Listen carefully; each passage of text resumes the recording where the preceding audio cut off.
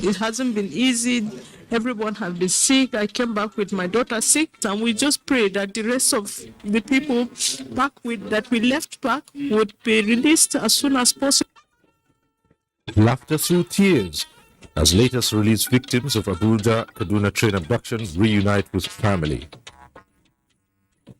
This irregular and long interval of census taking in Nigeria has denied the nation the huge benefit of comprehensive baseline data for evidence-based decision-making. President Buhari leads roll call for broader national support for 2023 census. When we come to realize that the autonomy of the judiciary is being threatened, we supported the idea of amendment to our constitution. Also tonight, Justice Ministry recommits to success of ongoing sectoral reforms.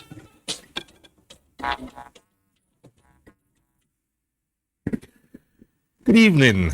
This is NTA Network News reaching you from Abuja. I'm Cyril Stover. Hingino John Adams is standing by to join us later with news from Lagos. And you can follow this broadcast live on our website, nta.ng/live, and all our social media platforms displayed on the screen. After 5 months away from family and the unimaginable trauma of literally living in terror, the latest 7 released victims of the Abuja KADUNA train attack have been reunited with their loved ones. Suleiman Rigachiko reports that it was quite an emotional reunion. For the first time after several months without seeing one another, the family of General Idris Garba, former military governor of Kano State, reunite with their family member Abubakar Idris Garba, his wife and 4 children who spent 5 months in captivity. It was an emotional encounter. Mariam Abubakar Bobo, a wife of Abubakar Idris Garba, said it was traumatizing, spending months with her 4 children under discomforting conditions. It hasn't been easy. Everyone has been sick. I came back with my daughter sick because there has not been medication. She hasn't been responding to treatment that for the medications they've given. But we thank God for mercy and grace, and we just pray that the rest of the people that we left back would be released as soon as possible. Some relations who were there to rejoice with them cannot hold back their tears. The release of these 7 victims was facilitated by a Kaduna-based Islamic cleric, Dr. Ahmad Abubakar Gumi. This is the time actually to engage them now, because whoever remains there is somebody who is in abject need, in fact, in more need than themselves. So we are trying to see we can send message to them to release everybody completely and come and sit down on the table. So if we have a very strong commitment from the government that they are going to look into it, I think this is the time to go in between and see that these people drop their weapons. The released victims are receiving medical attention in a health facility in Kaduna. Suleiman Gachkun, NTA News. And still on a somber note, President Muhammadu Buhari is reassuring the nation that the federal government is irrevocably committed towards ensuring that all Nigerian citizens in captivity are safely returned and reunited with their families. The president, who stated this at an audience with representatives of families of the abductees, says freeing victims still in captivity wherever they are is a solemn task that must be accomplished, as demonstrated publicly and behind the scenes. 136 days since the Abuja KADUNA train attack by criminal gangs, which led to loss of lives and abduction of several citizens who were going about their normal lives. Although majority have regained freedom, some are, however, still in captivity. This meeting between President Muhammadu Buhari and representatives of families of the abductees, as well as heads of the military and other security services, is convened to compare notes on the accomplishments so far and what left to be done towards achieving the desired objectives. Mr. President, we know you are doing your best. May Allah protect you, may Allah guide you, may Allah give you more ability, more strength to fight insecurity in our nation. We are appealing as relatives. Please help us for God's sake. Let us see our loved ones. Your Excellency, the fact that they have been invited to an audience with you this afternoon has proven to them all the efforts the government has made, is making, and will continue to make towards securing the release of each and everyone that is still held in captivity. President Muhammadu Buhari, who described as understandable that emotions run high, used the opportunity to comfort those who were traumatized by the tragic event, saying his administration's response is to protect all Nigerians wherever they are. It remains our solemn commitment, as demonstrated publicly and behind the scenes, that we will ensure each person currently being held captive is safely returned home to their families. We have received several suggestions about the deployment of lethal military force in extracting those still being held in captivity. This option has indeed been considered and evaluated. However, the condition to guarantee a successful outcome and minimize potential collateral damage could not be assured, and therefore that course of action had to be reluctantly discarded. My primary concern is to get everyone released safe and unhurt. The president said already the service chiefs and heads of other security services have his full authority and mandate to see to the end of what he called the inhumane actions of the criminal gangs in the country as a matter of priority. In the last couple of days, you must have heard about the number of terrorists neutralized by the military and number of these hostages freed. These efforts will not stop or reduce. We must take the fight to the terrorists and demonstrate there is no hiding place for them within the borders of our country. Each one of them will be hunted and pursued and spoken to in the language that they understand. President Buhari said he never doubted the ability or confidence of those who presented themselves to defend Nigeria, and the bravery and gallant actions taken by some police officers who were on board the ill-fated Abuja-KADUNA train reinforces his belief and faith in this special group of Nigerians. He said by making the ultimate sacrifice, the officers must be recognized for their bravery. From the State House, Adamu Sambu, NTA News. And another feat in the war against terrorism has been achieved as troops of the armed forces eliminated 69 terrorists and rescued 109 kidnapped victims within the last 14 days. Director of Defense Media Operations, Major General Bernard Onyuku, announced this at a news conference in Abuja. Defense correspondent Ismail Musa has the details. It's another periodic update on the harvest in the ongoing armed forces operations across the country. Top is the cheering news of the rescue of 109 kidnapped victims and elimination of 69 unrepentant terrorists. On 8 August, based on credible intelligence also of the massing up of troops, of terrorists, loyal to a notorious terrorist leader, Alhaji Shanonu at Ukambo village, possibly for a meeting, the air component of Operation Wild Punch carried a painstaking airstrike during their meeting. In the airstrike, the terrorist leader, Alhaji Shanonu, and scores of his terrorists were eliminated. Report from locals disclosed that about 30 AK-47 rifles, 20 motorcycles were destroyed, while 18 terrorists were neutralized. However, some clarifications on the names of the arrested criminals that attacked the Owa Church in Ondo State. Those arrested on the 1st of August, Idris Abdulmalik Omenza, alias Bin Malik, Momo Otibu Abubakar, Aliyu Yusuf Itokba, and our Ishak Onimisi. Omenza was one of the coordinators of the attack. Then there is Idris Ojo, one of those ISWAP terrorists who escaped from the Kuje Correctional Center when it was attacked. He was arrested on the 7th and he was hibernating in his brother's home in Ondo State when he was arrested. So that is clarification. Ojo was not amongst the four.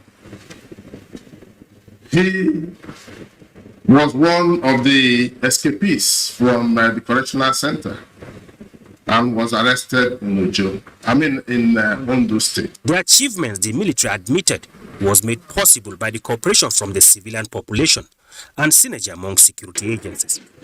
From the defense headquarters in Abuja, Ismail Musa, NTA News. Meanwhile, the Nigeria police appears quite keen on cleaning house, as the Inspector General of Police, Usman Alkali Baba, is promising to take decisive and stringent measures against any policeman found demanding money from road users. He stated this while addressing officers and men of the Gombe State Command. Abbas Mekanu reports. IGP Usman Alkali, who was on a familiarization visit to Gombe, insisted that professionalism, honesty, discipline and uprightness should be the guiding principles of police operations in order to gain more public confidence. I dismissed about two NGOs and one inspector. The first inspector was justifying extortion. So even the IG know that we are here and this is our reward. Which one is his reward? The money he's collecting on the road. And I told members of the public that I don't know and have not sent him to do that. And that's why I dismissed him. He suggested more collaboration among various security outfits to secure communities. Gombe State Commissioner of Police, Ishola Babaita, informed the IG that the command has built a strong foundation for active collaboration and partnership with critical stakeholders towards promoting safety and security of the law-abiding citizens. IGP Usman Alkali, in company of Gombe State Governor Muhammad Inu Yahya, was at the palace of the Emir of Gombe to appreciate the warm reception accorded him during the 3-day working visit to the state. In Gombe, Abbas Mekanu, NTA News. Nigeria's Vice President, Professor Yemi Osinbajo, has been painting an idyllic picture of Nigeria freed of its past and current challenges and able to engage the future with the best possible tools in human and material capital. Vice President Osinbajo says this is achievable and within reach with a growing strong collaboration between young Nigerians, private and public sector stakeholders. He made the remarks at the global virtual launch of Imagine Nigeria, a federal government initiative implemented in collaboration with the United Nations Development Programme, aimed at answering the question, what would it take to transform Nigeria? Vice President Osinbajo added that perhaps one of the silver linings in the dark clouds of COVID-19 was the opportunity it gave to reflect on a future for the nation and the world. He did also speak on the content of the work done by the Imagine Nigeria project team, noting that the report presented identifies 5 pillars as the basis for building forward and transformation.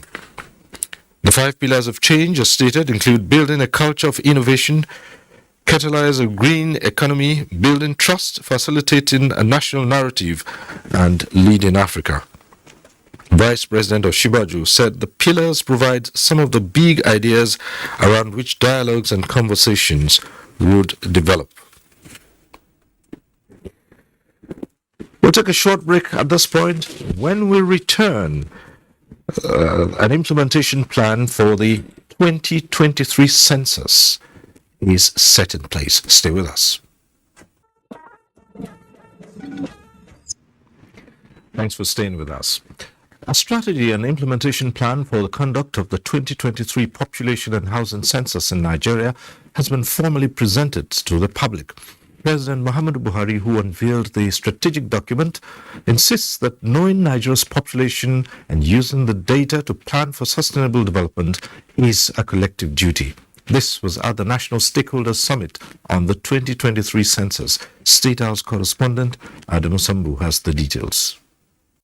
The document prepared in a standard project implementation format containing monitoring, evaluation and work plans as well as budget with detailed justification and expenditure outlines ways and means towards achieving the objectives of Nigeria's first fully digital population and housing census. And this summit, convened by the National Population Commission to promote a robust conversation on this vital national project, is also aimed at strengthening collaboration, cooperation and support of key stakeholders towards achieving the desired objectives. The Commission is committed to ensuring that results of the census are acceptable to Nigerians and the quality of data to be generated meets international best standards. The 2023 population and the housing census marks a major milestone in our country. My colleagues and I are completely on board and eagerly waiting the resolution from this summit. The National Assembly will develop an action plan to work in synergy with the executive to facilitate the smooth conduct of the 2020 civil census project to generate credible, reliable data to national planning and sustainable development. President Muhammadu Buhari, who described as worrisome that despite Nigeria's high-ranking position on the global demographic map, its population censuses have been conducted irregularly and at intervals longer than the UN recommended 10 years. This irregular and long interval of census taking in Nigeria has denied the nation the huge benefit of comprehensive baseline data for evidence-based decision-making.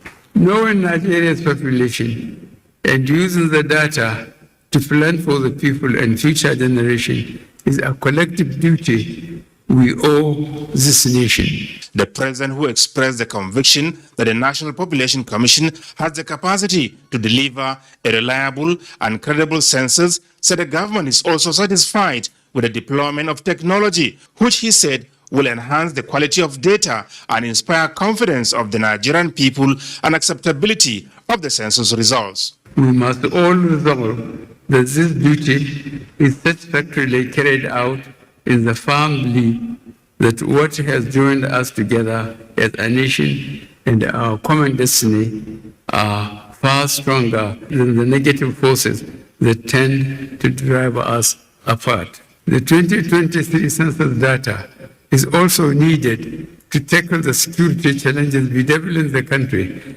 as it will give an overview of the population, where we are and who we are. The Oni of Ife, who is the co-chairman of the National Council of Traditional Rulers, described the 2023 population and housing census as a formidable legacy that will be left for Nigeria, and applauded the Buhari presidency for proving to Nigerians that things can indeed work in the country. Now, we might not feel the impact of these legacies, but in the foreseeable future in this country, all of us will still come together and realize what he has actually done for our dear country. We should give a standing ovation for our president.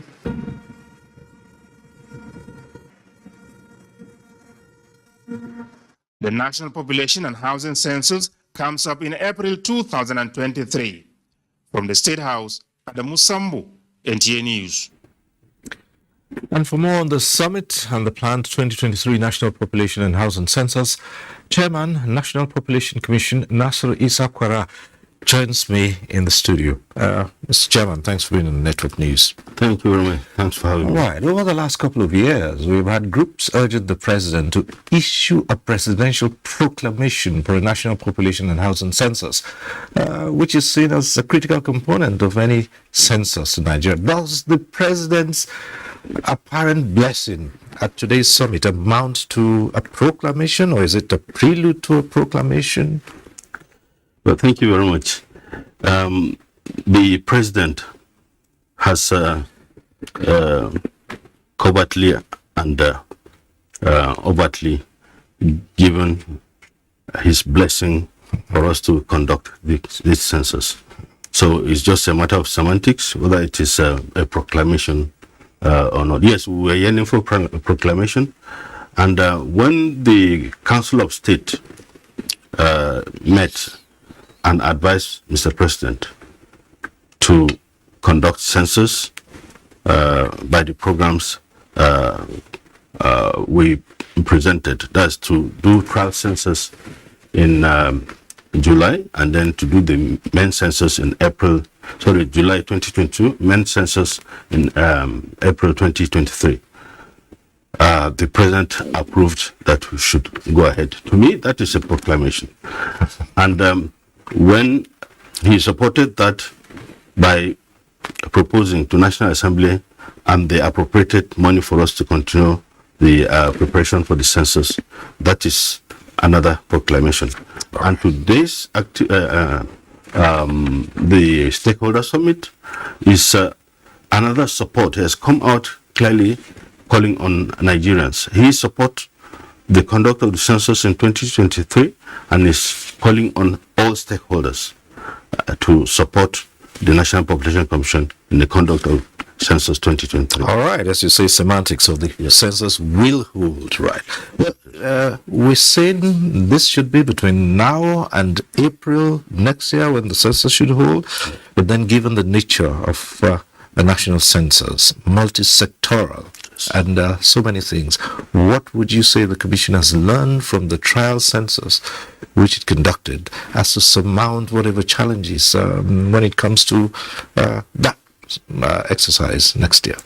Okay, thank you very much. The trial census was conducted very well, and it ended about 31st July. The lessons generally learned was that the preparation, we need to prepare a lot earlier, especially in the recruitment and training of personnel. We also have issues with network in some areas, even though we already have mapped out and known where networks are strong and less strong. We have the software and the facility to be able to capture data offline. When you get to supervisors in the area that there is service, they now upload it to our database. All right. Well, speak to us again about the low-hanging fruits of today's summit, and in terms of broadening public support. Are there any indicators at this point to say, well, it was a worthwhile event today? It was a great success. It was really a great success. One, having the president coming himself to proclaim he has the support. I mean, he's giving us the support to carry out the census and urging Nigerians to give us the same support and other stakeholders to give the support. So I think, to me, he made our day at the National Population Commission, and we are urging Nigerians, please give us the support. We will conduct a very reliable census that Nigerians will be proud of. All right. Finally, I know you've been asked this so many times, but tell us, the question about a census, a national census, a digital process like this being core to the preparation of a database that is an imperative for development. Sure. The use of technology for the conduct of census is a wonderful thing. It brings about efficiency. It brings about speed in the processing of the data. So we are employing technology from the beginning to the end. We have used technology in recruiting our ad hoc staff. We use the technology in making the payment.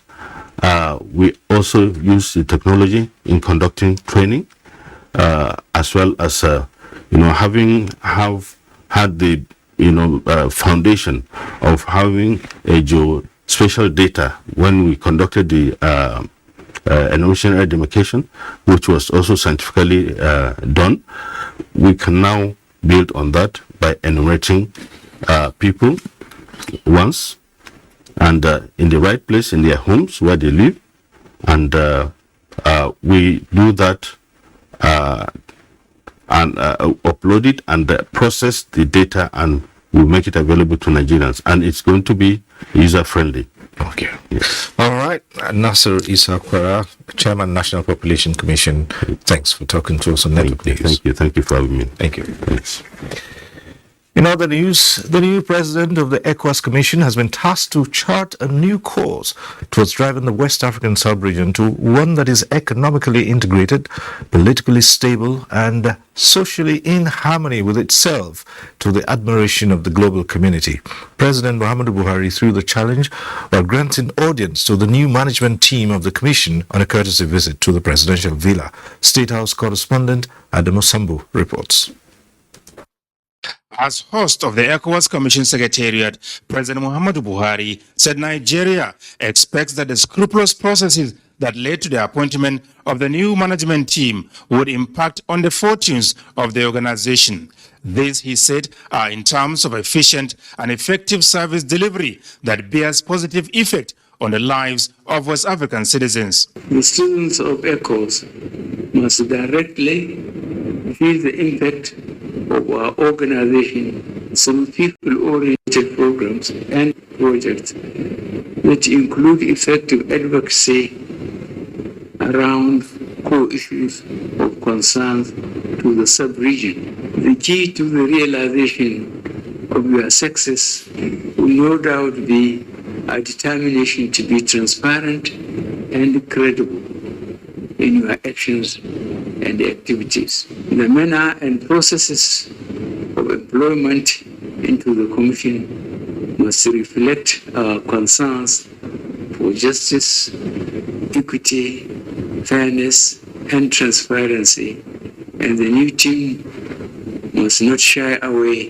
from hard decisions in immediate recruitment exercise to earn our support. Emphasizing the importance of teamwork towards repositioning ECOWAS, President Buhari also made a case for the sub-region's Development Agenda 2050 to be carefully fine-tuned through the guidance of the African Union Agenda 2063, as well as the United Nations Sustainable Development Agenda 2030. I have no doubts that you will evolve appropriate partnerships and working relationships with development partners across the globe to maximize opportunities for progress rather than engage in messages that is echoes that we desire and must have. You cannot afford to disappoint us. He said Nigeria will continue to support ECOWAS towards ensuring that the sub-region delivers desirable levels of development to citizens across member states. President of the ECOWAS Commission, Dr. Aliyu Toure, assured President Buhari that the new management team would work with member states to pursue their objectives and make ECOWAS institutions more functional, responsive and responsible. I can report to Your Excellency that the transition in Mali and Burkina Faso is on course. In the Republic of Guinea, the situation there requires a lot of attention. It is important that we focus a lot on peace and security, but we also want ECOWAS to be felt by the ordinary person in the villages in the various ECOWAS member countries. The ECOWAS new management team, comprising 7 commissioners, is a product of the ongoing reforms aimed at saving costs and becoming smart-oriented to efficiently deliver needed results. From the State House, Adamu Sambu, NTA News.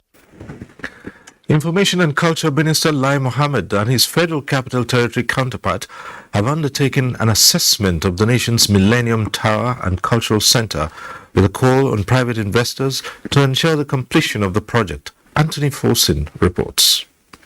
The Center, a Millennium Tower project which commenced in 2005, is designed to be a symbol of the Nigerian nation and a landmark for the Federal Capital Territory. The multifunctional edifice with facilities for cultural exposition, tourism, socialization, recreation, hospitality and commercial activities is located between the Ecumenical Center and the Central Mosque.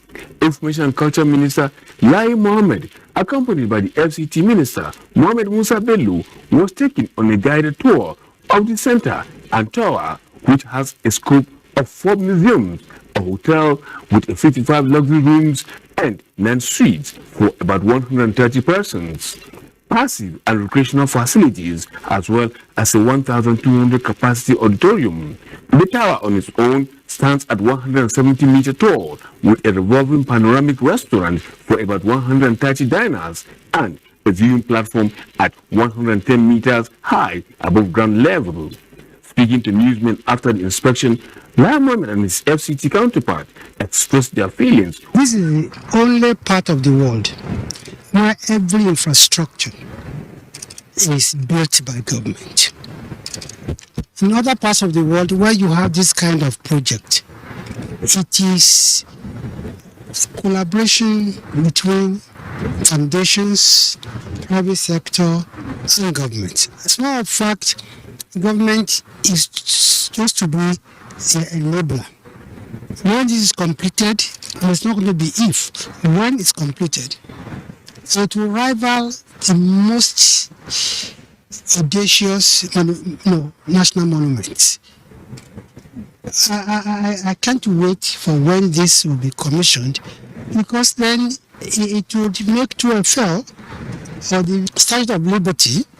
It will compare favorably with it. And if you see what we've gone through and the facilities available, is in real cultural span. So, and this is going to generate a lot of revenue for whoever has the courage to, partner with us. To be frank with you, we don't have enough resources now to be able to complete this project. That's how it is. You complete what you can within available funds. And one of the reasons why we are here today with my elder, the Honorable Minister of Information and Culture, is to discuss how we could identify other sources of funding apart from normal budgetary allocation or our IGR, because as you can see, this is a massive project. The inspectional visit is aimed at showcasing the project to attract private investors.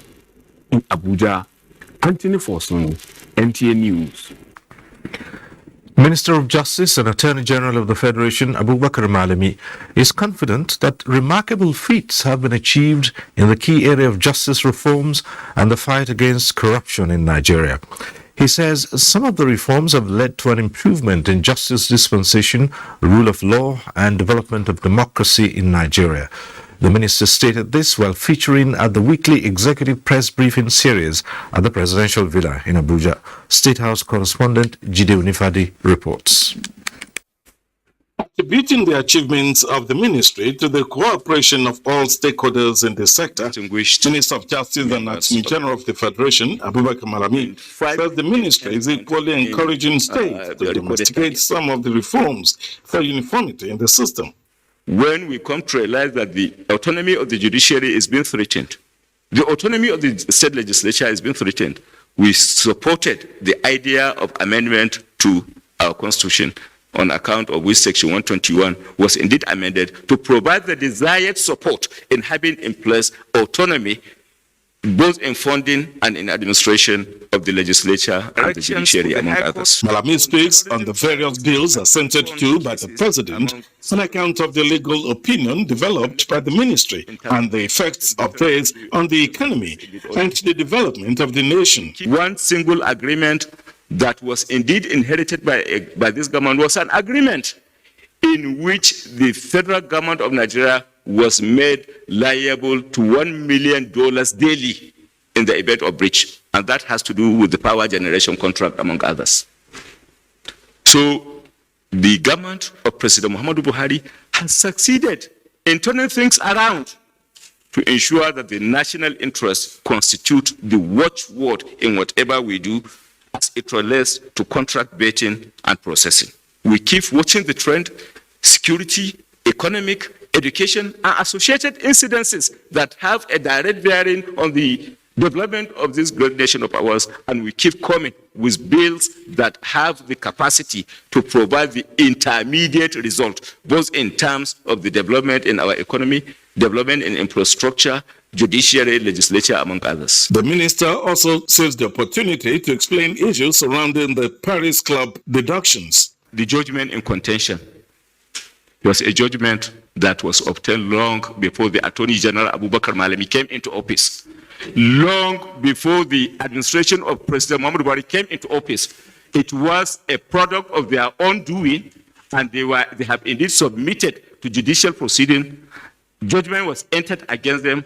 They have committed to the payment of the money. They have, on their own, indeed effected fact payment.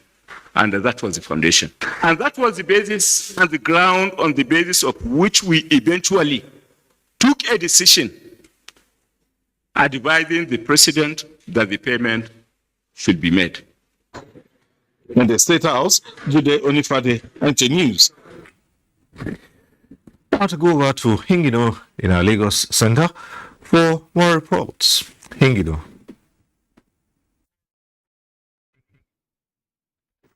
Thank you, Cyril. Africa's leading manufacturer in cement production, Dangote, is set to make 600 Nigerians millionaires through the Bag of Goodies Season 3 multi-million naira spell and win promo. National Sales Director, Dangote Cement, Fumi Sani, said the promo is in fulfillment of the company's promise to reward loyal and dedicated customers of the brand. Abola De Salami reports.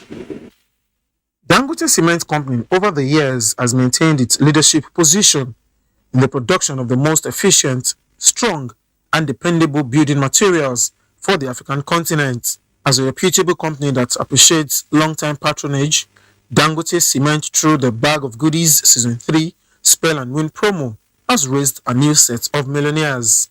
We had one in Ibadan last week where we gave out 3 consumers 3 million naira and a lot of gifts. So next is to tell consumers to continue to buy so that we can give out the millions. We actually have budgeted for the millions, 1 billion naira in total, to be given out to consumers.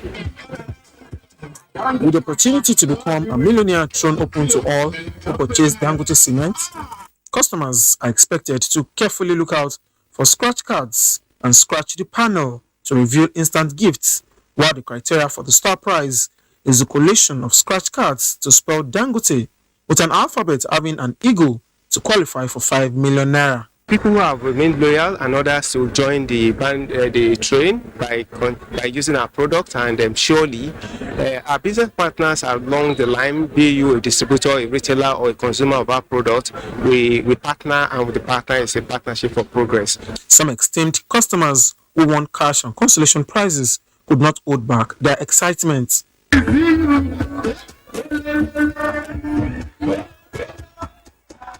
I just want to make sure I spread Dangote, and when I spread Dangote, I haven't know it's true until I get here, until I receive my alert. With a production capacity of 13.25 million metric tons per annum from its Obajana plant, the company has sustained the large markets and daily requirements of the people. In Lagos, Abola De Salami, NTA News. Coca-Cola is leveraging on the importance of football as a force for promoting social good and rewarding her customers through the Believe and Win Under the Crown promo. That will excite and enable them win gifts worth over 400 million naira and a paid experience for 5 lucky winners to view the 2023 World Cup live in Qatar. Amaka Owo reports that this was disclosed at the unveiling of the promo at a media briefing in Lagos. Football is said to be the most potent unifier in Nigeria. Coca-Cola is the official soft drink of the Super Eagles and other national football teams. The brand is giving back to consumers through the Believe and Win Under the Crown promo, which provides numerous customers the unique opportunity to have an enriching experience. Buy any of their favorite Coca-Cola products and open the white cap on the promo pack. Under that cap, there are codes, the promo codes. So they go on their phone, they press *8014*1*, put the code, press hash and then send. Coca-Cola is one of the longest global partners of the FIFA World Cup, as the World Cup has been brought to Nigeria 3 times. The brand is set to support a broad spectrum of FIFA events across the globe. We will be rewarding 5 lucky consumers with an all-expense paid trip to go and see the World Cup live in Qatar. Not only this, we would also be rewarding our consumers with over close to 400 million naira worth of airtime. We believe that the well-being and sustainability of our communities is central to our future growth, as sports presents a major opportunity to foster mutual cooperation, create richer experiences, and consolidate our investment in these communities. Coca-Cola investment in football in Nigeria dates back to 1965 as the first sponsor of the first West African Inter-University Games in the University of Ibadan. In Lagos, Amaka Owo, NTA News. Do not forget to follow this news broadcast live on our website at nta.ng/live and on our other social media handles displayed on your screen for updates. Time for some messages. The news will be back with Cyril shortly. Time now for Business with Benny.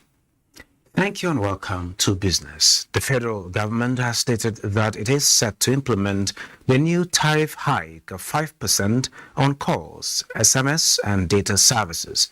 In a statement signed by Special Advisor Media and Communications to Minister of Finance, government will begin the implementation of 5% excise duty tax on all voice calls, SMS, and data services, in addition to existing 7.5% value-added tax, VAT, paid for goods and services across all sectors of the economy. The decision was reached at a meeting with the telecoms industry regulator, other stakeholders, and government. And taking a look at stocks, Nigeria's equities market on Thursday failed to sustain previous day's gain as investors lost 33 billion naira. At the close of trading session, investors in 4,292 deals exchanged 133.5 million shares valued at 2.4 billion naira. UBA, Chams, and Access Holdings were top 3 traded stocks. That is Business News. Networks continues. Thank you, Benny. Now to politics, and ahead of the 2023 national polls, the Labour Party is building the capacity of its faithful, especially the youth, towards election participation and leadership. So far, the message appears to be consistent with the desire to transform Nigeria, utilizing its huge population, human and natural resources.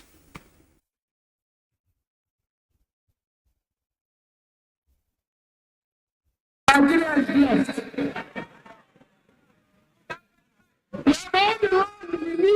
Our beloved youth, the other faith is not your enemy. It's your friend. It's your partner in this nation building.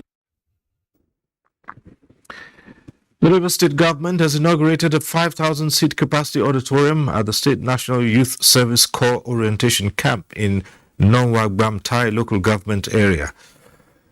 Ogedin Yekwere reports that the inauguration was performed by the Director General of the NYSC, Brigadier General Mohammed Fada. The construction of the 5,000 capacity auditorium by the Rivers State government at the State NYSC Orientation Camp is part of efforts to complement and give a facelift to facilities in the camp and enhance the productivity of corps members posted to the state. He says the auditorium is to encourage and improve the convenience of the staff and corps members. It doesn't matter whether it's a federal agency, but what matters for us is the services they render. And those services they render is to the people of the state. And therefore, we'll do everything we can to make them comfortable. Director General, National Youth Service Corps, Brigadier General Muhammad Fadi, appreciated the gesture and attributed the giant strides recorded by the Rivers State government to purposeful leadership. The DG named the auditorium after the Rivers State Governor, Nyesom Wike. It has been our call all over the state to have something like this. Thank God Rivers State has took the lead. This is the first of its kind. The auditorium has an events gallery of 2,500 seating capacity with multimedia and computerized PA systems, changing rooms, among other facilities. From the NYC Orientation Camp, Nawabam, Tai local government area of Rivers State, Ogedinyekwere, NTA News. We'll take another short break now. Stay with us. President Muhammadu Buhari sends warm greetings to Muhammadu Indime on his conferment with an honorary degree of Doctor of Letters by the University of Maiduguri, which coincides with his 75th birthday. In a statement, the President says the conferment of Doctor of Letters on the celebrant was undoubtedly in recognition of his commitment as a son of Borno and a conscientious philanthropist who has supported education as the sure way for the upliftment of his people. The President joins his family and friends across the nation to congratulate and wish him a happy birthday.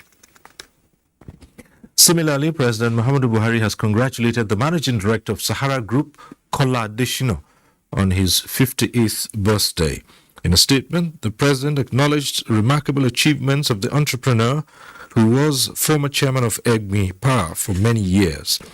As the chairman of the board of Ikeja Electric, President Buhari noted that his footprints in the private sector will remain indelible.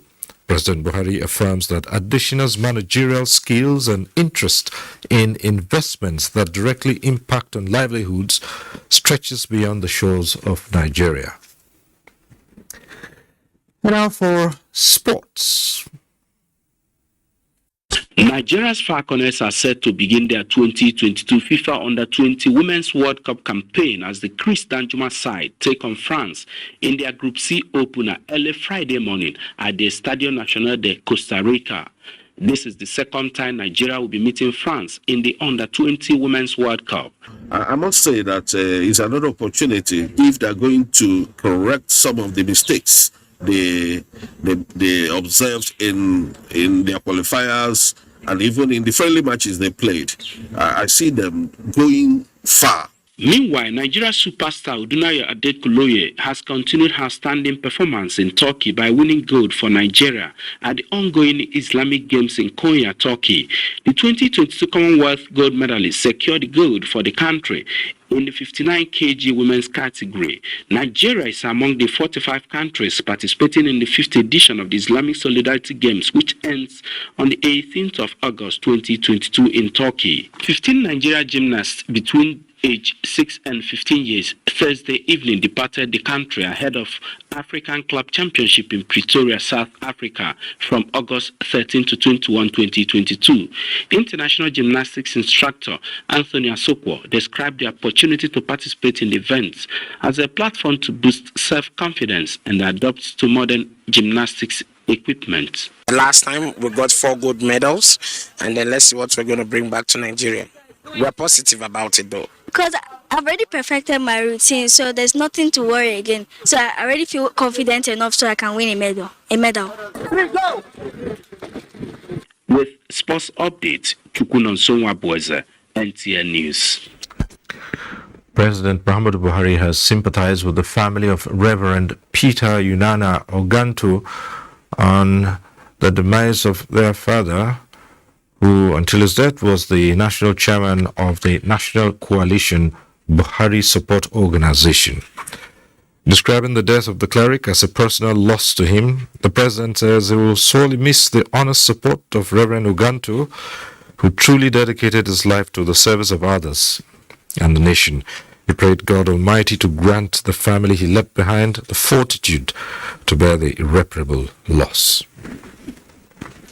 That concludes Network News tonight. Thank you for watching, but remember to stand with the NTA against rape, and rapists. I'm Cyril Stover. Good night.